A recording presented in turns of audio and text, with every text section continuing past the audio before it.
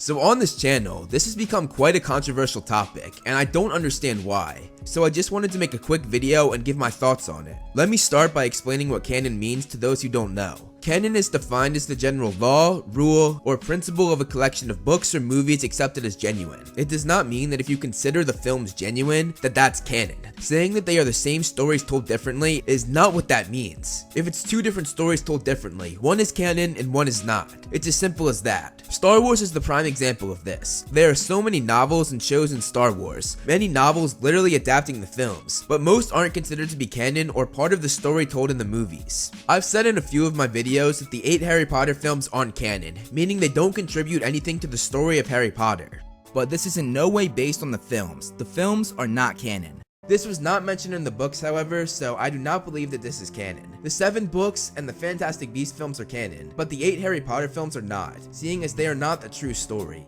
So basically what I was saying is that the story in the films is irrelevant to the Harry Potter canon because they aren't the true story. The true story was told in the 7 Harry Potter books. The films are merely an adaptation of the story told in the novels. And that's not to say that the films are bad. I'm not saying that in the slightest. These films are near and dear to my heart and are some of my favorite movies ever made. They're truly incredible, from the acting, the visuals, the CGI effects, literally everything about them is great. But as great as they are, they change so many things, breaking the canon story. And that's expected. It's very difficult to adapt a book to a movie, and they did a great job for the most part. But that being said, the films are not what you should look at for the source material. They change so many things that are important to the story, and some things that are rather small. But because the books are so complex, every tiny detail matters. At least it does to me, and I think anyone who's a real Harry Potter fan. One of the biggest things the films changed was Grindelwald telling Voldemort where Dumbledore was. Whereas in the books, he refused to talk and gave his life protecting Dumbledore. This is a huge change, and if someone references the films instead of the books, especially now with the Fantastic Beasts films, which are in fact canon, which I'll talk about in a minute, the people referencing the films would think that Grindelwald died a villain, when in fact, that moment was supposed to be his redemption. This is just one small example of why the films should not be referenced as the source material. And just to name some other things that the films changed, which by the way, are all things people try to correct me on in my lore video saying that I got it wrong. But really, they're referencing the movies rather than the true story in the books.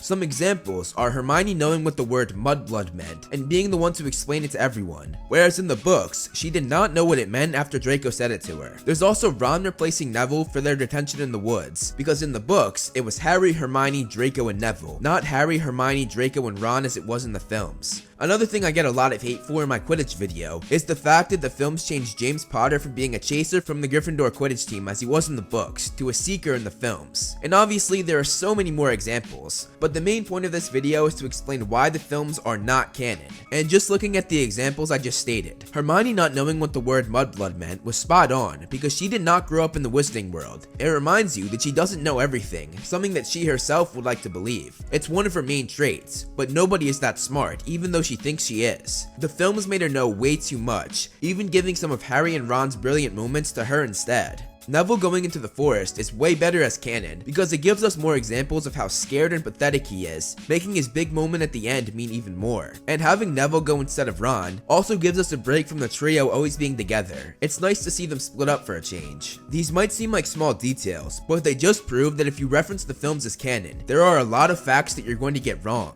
The films told a great story, but it's not the true and canon story. This has been made very complicated recently, however, because of the Fantastic Beasts films. The Fantastic Beasts films are considered to be canon because they're written by JK herself. They are the source material. They aren't being adapted from an already existing story the way the 8 Harry Potter films were. But because of this, people now think that because the prequel films are canon, the 8 Harry Potter films are canon as well, which is very far from the truth. So I just wanted to make a short video on this. It's probably going to be my shortest video ever and probably won't get that many views, but it was just something I wanted to talk about because literally for the past 2 years I've been getting comments like this. I hope I shed some light on why the film should not be considered the canon story, and I'm sure I'm gonna get people saying that I'm wrong because I always do, but this is honestly not up for debate. It's just straight facts that the films aren't canon. If you're a true Harry Potter fan and want to seem like you know what you're talking about, don't be stupid. Don't reference the films. Reference the books, because that's the story that JK crafted. It's the story that is in fact the canon source material.